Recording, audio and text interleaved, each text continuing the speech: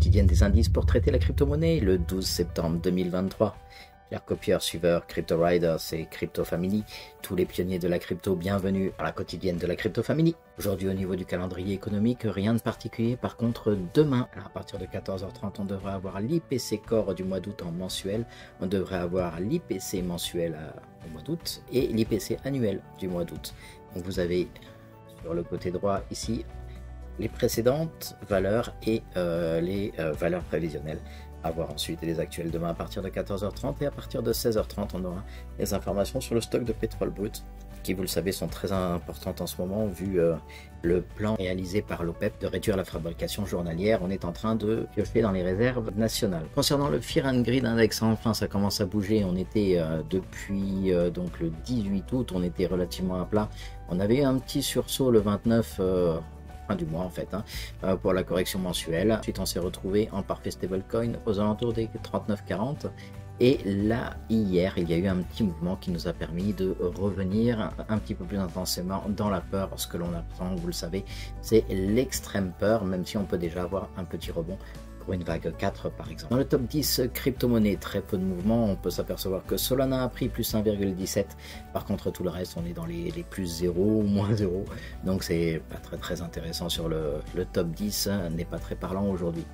Je vous encourage à vous abonner et à activer la petite cloche pour recevoir toutes nos vidéos, toutes nos mises à jour, et dès qu'il se passe quoi que ce soit sur le Bitcoin ou sur la crypto, faites partie de la Crypto Family dès que vous êtes abonné à la chaîne YouTube ou à notre Twitter pour avoir toutes les informations. Bien sûr, vous êtes bienvenus dans le Discord, on va en parler un petit peu plus tard. Concernant le CBBI, vous voyez qu'on est toujours à 34, on est toujours bien posé sur cette résistance ici qui a toujours servi après les bear markets. Vous avez les bear markets qui se situent dans la partie basse, comme vous pouvez le voir, et ensuite à chaque fois qu'on est reparti, on est venu tranquillement travailler cette résistance en fait. À chaque fois on latéralise sur cette résistance. Vous voyez qu'on avait une belle latéralisation là aussi, même si le premier pic s'était arrêté en fait à cette résistance de 34.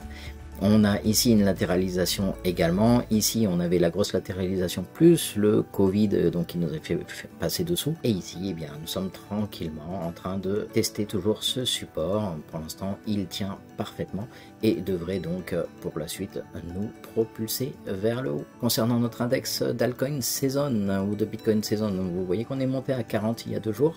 On était bien parti pour aller chercher une altcoin saison, mais le marché en a décidé autrement et on est revenu tranquillement tester les 27. On n'est pas encore en Bitcoin saison, mais on est juste à la limite. Concernant notre top 50 sur les 90 derniers jours, on a le BTC qui est toujours en 14e place comme hier.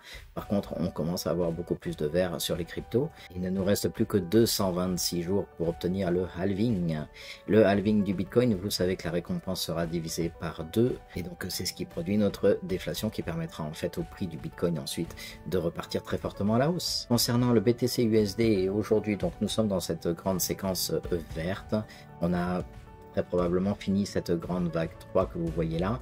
Dans la vague 3, on avait une vague 1, une vague 2, une vague 3 intégrée, plus une correction de vague 4 et ensuite une vague 5 que vous voyez là en blanc qui nous permettait de finir la vague 3. Comme vous pouvez le voir, on a fait un très joli rebond aujourd'hui. On est en train de faire un petit short squeeze, liquider un petit peu toutes les personnes qui sont rentrées en short pour pourquoi pas faire une dernière petite plongée, ramener le sentiment du marché dans l'extrême peur et éventuellement passer. Donc nous avons ici les 100% de notre dernière vague et les 1,618 de Fibonacci. Donc j'attends en fait le prix à venir dans cette zone pour pouvoir avoir un vrai gros rebond, mais on n'est pas à l'abri que notre rebond dès maintenant. On connaît le BTC, on sait qu'il n'aime pas intégrer de nouvelles personnes dans le train. Concernant le total des liquidations, à l'heure où je vous parle, il est midi 40 en France.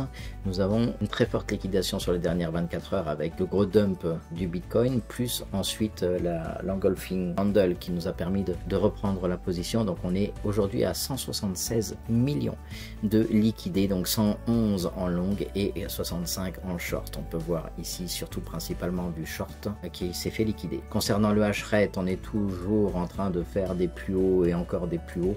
Donc l'adoption est bien là et on le voit au travers de tous les institutionnels qui sont en train d'acheter toutes les sociétés de minage pour pouvoir avoir leur propre production de Bitcoin. Le petit graphe analysé aujourd'hui, donc la Fed Balance Sheet compare au VTC. On a ici le VTC en noir et ce que l'on peut s'apercevoir, c'est qu'à chaque cycle du Bitcoin, on va obtenir donc une expansion, donc on a une sorte de bull run, ensuite on a une forte contraction, dans la contraction, ce petit événement vert que l'on vient retrouver, pour ensuite terminer la contraction, et à partir du moment où on repasse dans le vert, on repart pour une expansion. Et bien c'est ce que l'on a reconnu à chaque cycle, et vous voyez ce que l'on vient de vivre en fait, la grosse contraction durant le bear market, ici l'élément vert un petit peu comme ici, et maintenant on se retrouve en attente de repasser la ligne de zéro pour repartir dans le vert et obtenir tout simplement une forte action de la Fed. Vous pouvez rejoindre notre communauté sur le Discord directement, vous tapez Crypto Family Gips 911, attention, le Gips 911 est très important.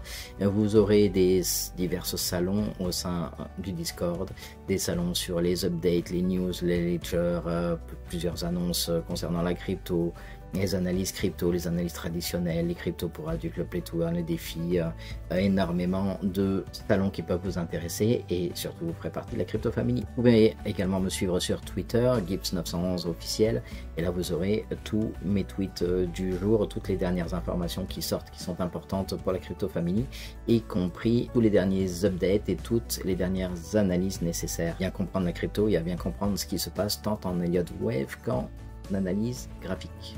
Je vous rappelle également que vous pouvez rejoindre le motoclub des Crypto Riders World que nous avons créé.